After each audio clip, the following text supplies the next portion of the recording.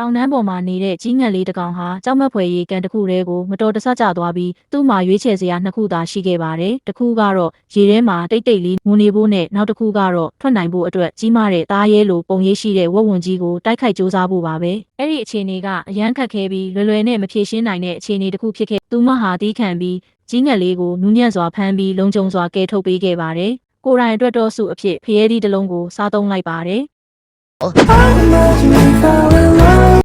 သူတို့ကဒီရေပေါက်လေးကိုအာဖရိကတိုက်ဆာဗာနာကွင်းပြင်ထဲလွှတ်ပေးလိုက်တဲ့အခါတော်ရိုင်းချင်းသေးမတကောင်ကချက်ချင်းပဲသူ့စီကိုပြေးဝင်လာခဲ့ပါတယ်။ချင်းသေးမကဒီရေသားပေါက်နာကိုရောက်လာတဲ့အချိန်မှာပဲဟိုင်အီနာတအုပ်စုလည်းတိုက်ခိုက်ဖို့အစဉ်သင့်အနေထားနဲ့နီးကပ်လာကြပါပြီ။